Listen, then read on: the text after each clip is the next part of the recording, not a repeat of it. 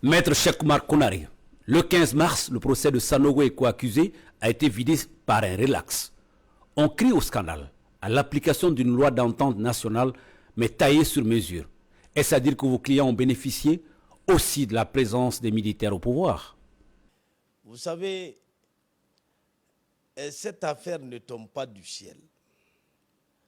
En 2013, le général Sanogo, fraîchement promu général de corps d'armée, et plusieurs militaires haut gradés de notre armée ont été arrêtés et déférés à la prison centrale, puis éparpillés à travers le pays entre divers lieux de détention, sous l'accusation d'enlèvement de personnes,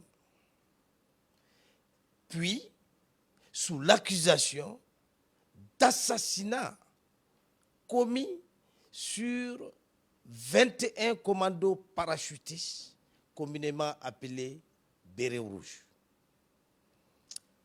L'enquête a été confiée au juge d'instruction du 2e cabinet du pôle économique de Bamako. Ça a commencé en 2013, ça s'est poursuivi jusqu'en 2015, date où la chambre d'accusation a été saisie de l'ordonnance rendue par le juge d'instruction et date à laquelle la chambre d'accusation de la cour d'appel a rendu son arrêt, qu'on appelle arrêt de renvoi, pour renvoyer les accusés devant la cour d'assises afin d'être jugés pour les faits que je viens de décrire, c'est-à-dire les faits d'enlèvement de personnes et les faits d'assassinat. Je dis bien en 2015, arrêt de renvoi. Et entre-temps, le gouvernement du Mali s'est rendu compte que le procès de Sanogo soulevait de très sérieuses difficultés politiques. Parce qu'un gouvernement qui décide de juger Sanogo et compagnie, c'est-à-dire les bérets verts de Kati, ce gouvernement-là ne pouvait plus s'empêcher de juger les bérets rouges eux aussi. Parce que n'oubliez pas que toute cette affaire a commencé par les bérets rouges qui avaient attaqué le camp de Kati. Et après cette attaque qui avait échoué, le colonel Abedine Guindo et ses hommes, qui étaient des commandos parachutistes, avaient été poursuivis et également détenus. Leur procès devait également être conduit à son terme si on décidait de juger les Sanogo et autres. Mais ce n'était pas le seul problème du gouvernement. Il y avait un autre problème.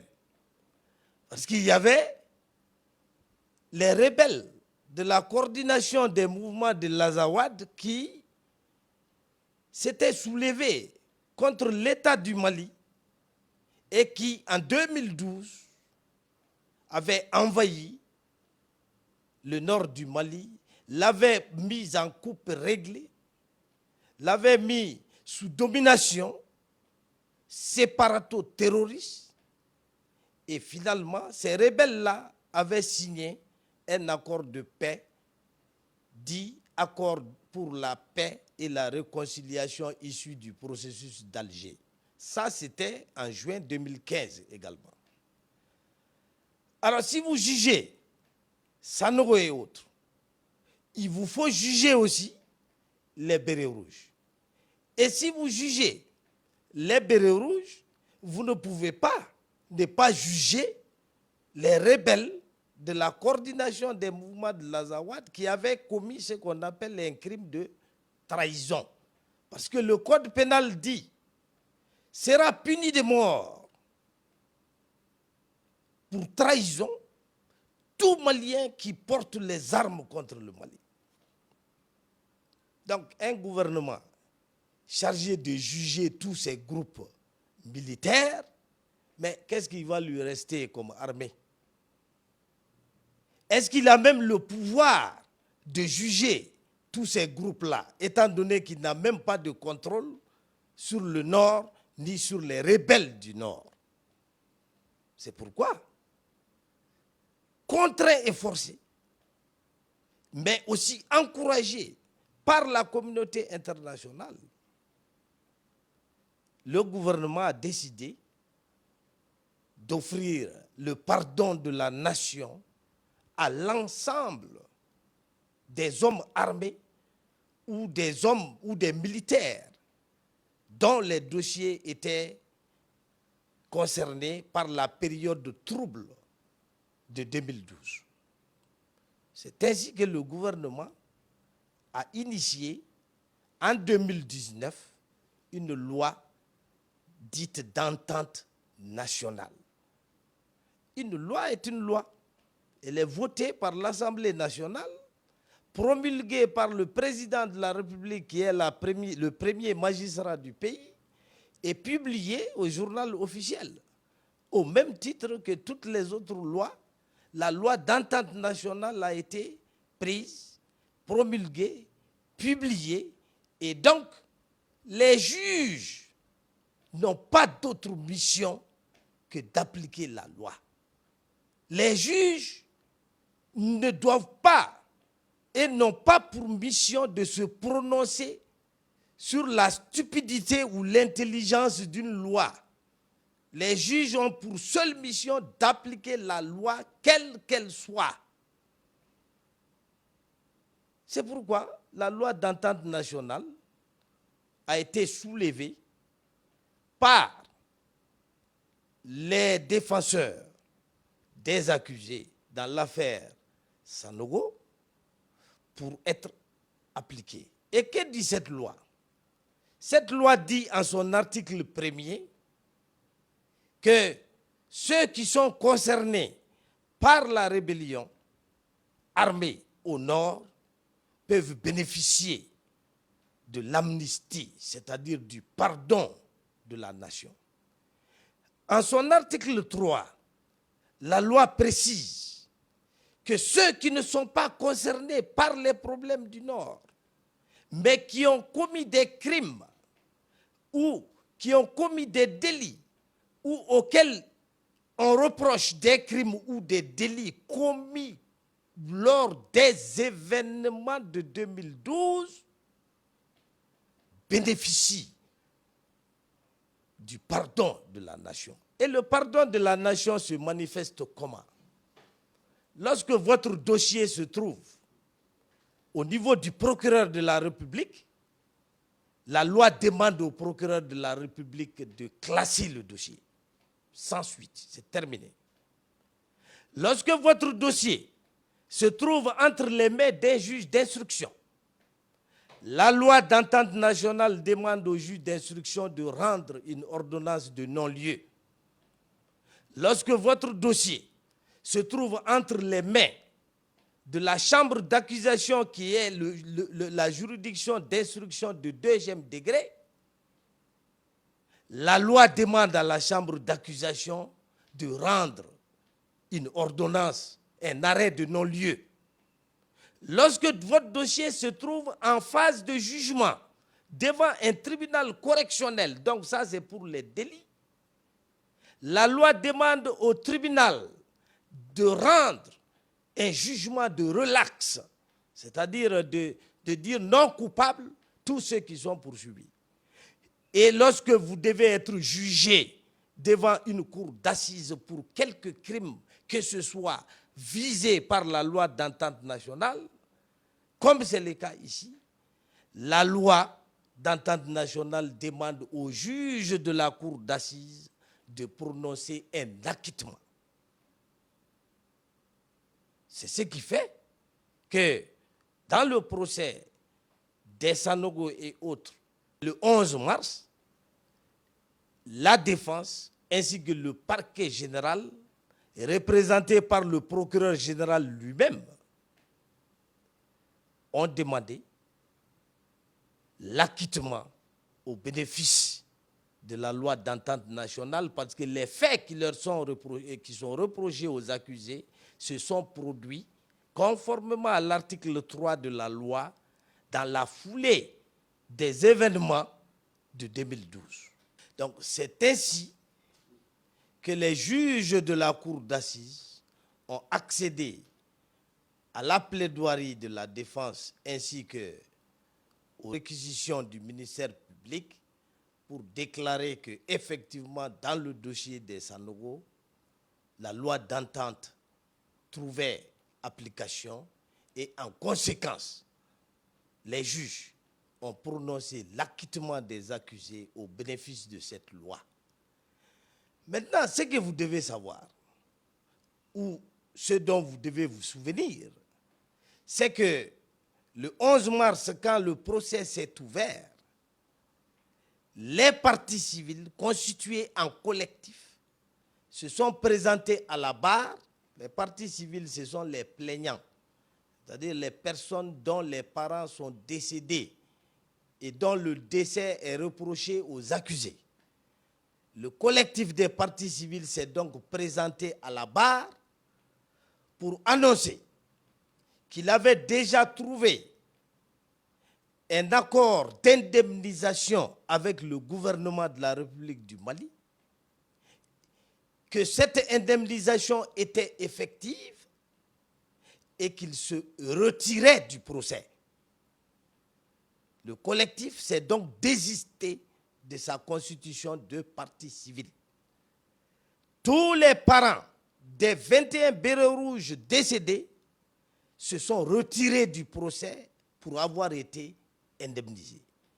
Et cette indemnisation dont nous avons obtenu le protocole d'accord vise, elle aussi, la loi d'entente nationale, parce que quand on pardonne à ceux qui sont poursuivis, il faut indemniser ceux censés être lésés.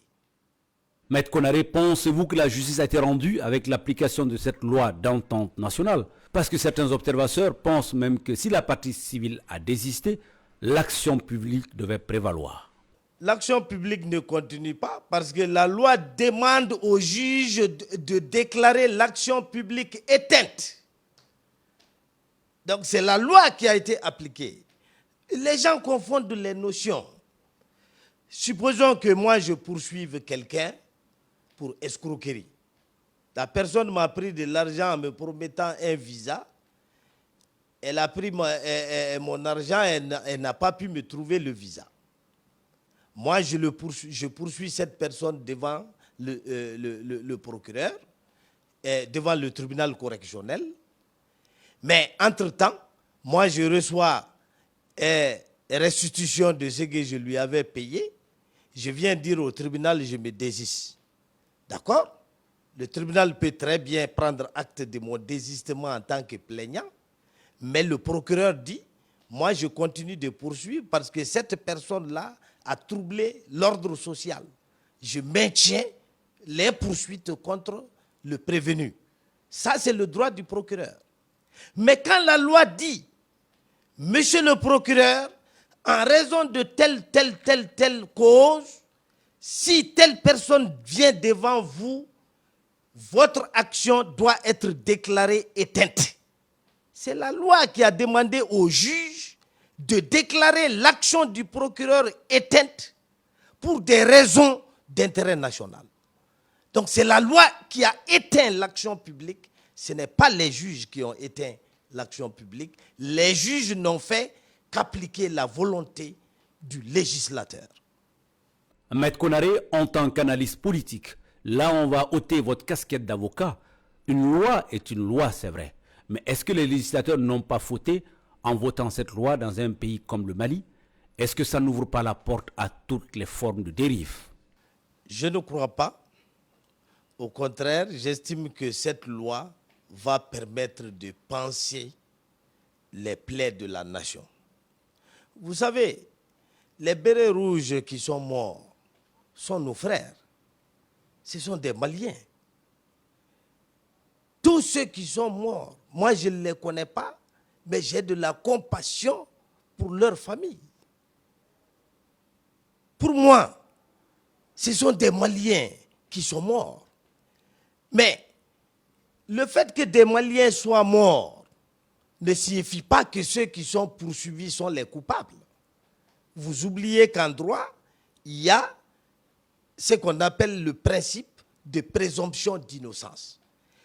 Personnellement, moi, Maître Konaré, je me suis constitué non pas pour tous les accusés, mais pour le général Sanogo seul. Et je vous le dis, en âme et conscience, je suis convaincu que Sanogo n'a pas tué les bérets rouges ni n'a ordonné de les tuer. Si j'étais convaincu du contraire, je ne l'aurais pas défendu. Maître Konaré, une dame qui vous accuse d'être des deux parties, victime et pro, semble être lésée par la décision du verdict. Qu'en est-il? Et qu'est-ce que vous pouvez dire par rapport à ce dossier? Je n'ai pas répondu dans l'immédiat à cette dame parce que je la soupçonnais de venir entretenir une polémique qui enflerait jusqu'à empêcher que la cour d'assises rende l'arrêt qu'elle a rendu en faveur de mes clients, Sanogo et autres. Si j'entrais dans cette polémique à cette période-là et qu'il en découlait quelques désagréments pour mes clients, je m'en serais voulu à mort. C'est pourquoi je l'ai laissé courir, j'ai laissé la bonne dame déverser son venin sur l'ensemble de la République. Ce n'est pas seulement sur moi qu'elle a parlé. Elle s'en est prise aux juges, elle s'en est prise aux partis civils qui, selon elle, ont vendu leur mort. Elle s'en est prise au procureur général, elle s'en est prise au président Bandaou, elle s'en est prise au vice-président Goïta, elle s'en est prise à l'ensemble des juges. Et si on devait former aujourd'hui un collectif des victimes de Amina Soumaré, je pense qu'on remporterait les élections futures avec ce nombre-là. Alors, donc, je me suis tue pour préserver les intérêts de mes clients. Mais aujourd'hui, je suis libre de parler. Ce qu'il en est, c'est que la bonne dame, d'abord, n'a pas entendu ce que moi j'ai dit. Elle-même le dit. Elle dit que des gens sont venus lui dire que moi, je dis que je ne la connaissais pas. Mais je la connais parfaitement. En 2015, elle m'a été confiée par un ami. Et contrairement à ce qu'elle prétend, je ne suis pas allé la défendre dans le cadre d'un accident. Non. Au contraire, elle s'était jetée sur une bonne dame qui l'avait corrigée copieusement et qui avait ensuite porté plainte contre elle devant le tribunal de la commune 2. C'est dans ce cadre-là que j'étais allé la défendre à la demande d'un ami. Suite, et en 2015, donc ça, elle-même le dit, c'était en 2015.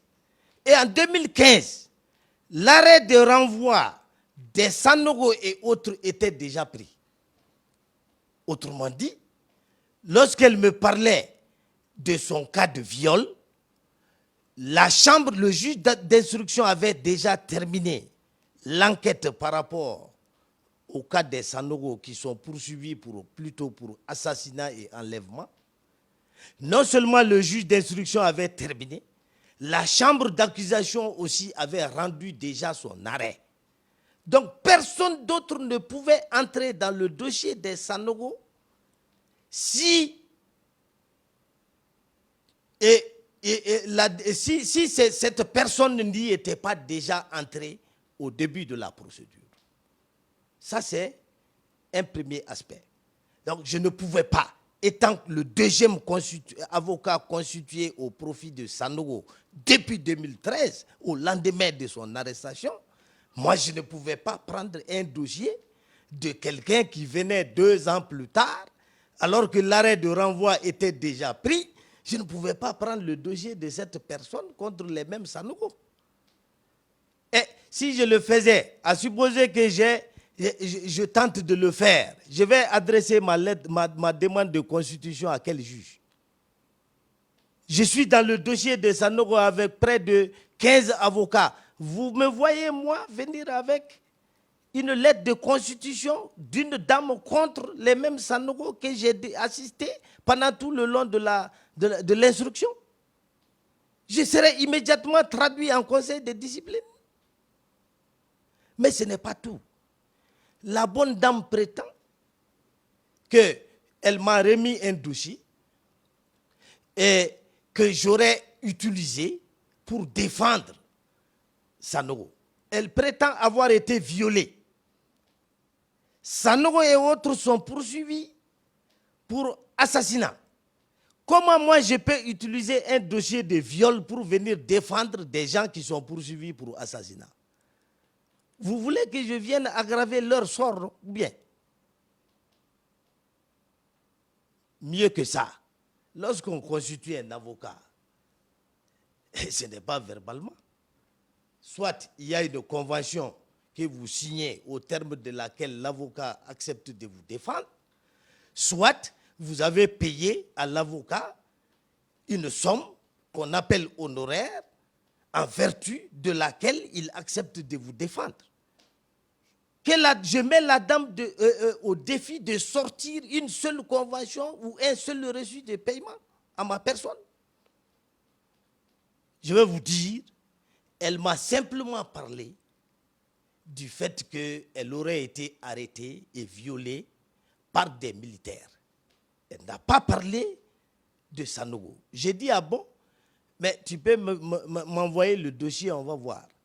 Et quand elle m'a envoyé un dossier, ce n'est même pas un dossier, c'est des photos de son visage tuméfié. C'est tout. Il n'y a pas de rapport d'expertise médicale attestant un viol. Il n'y a pas de plainte. Il n'y a pas de dossier d'enquête préliminaire. Il n'y avait rien d'autre dans son dossier que des photos.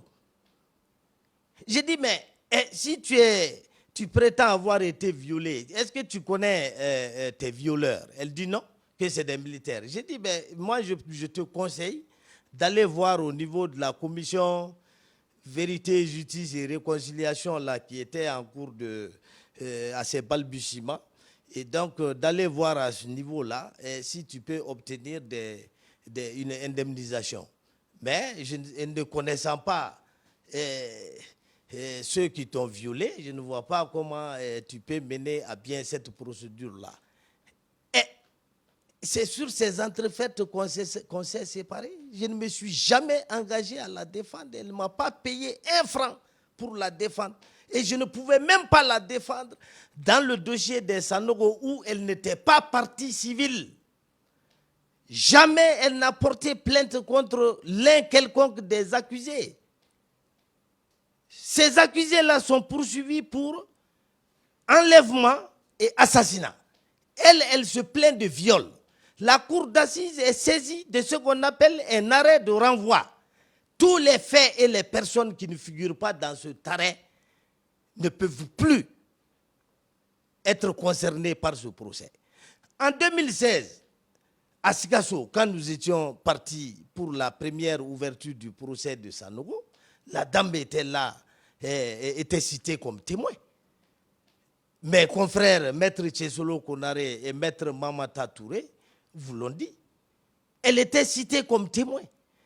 Et si aux assises du 11 mars, elle a été citée comme partie civile, ça ne peut être que par erreur.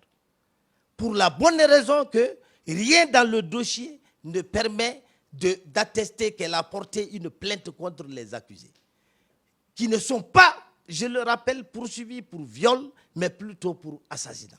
Pour que son dossier puisse être rattaché au dossier des Sanogo, il y a impossibilité technique parce que le viol, lui aussi, est un crime. Il ne peut pas venir devant la cour d'assises avant d'avoir fait l'objet d'une investigation à travers un juge d'instruction et à travers la chambre d'accusation qui rend ce qu'on appelle un arrêt de renvoi.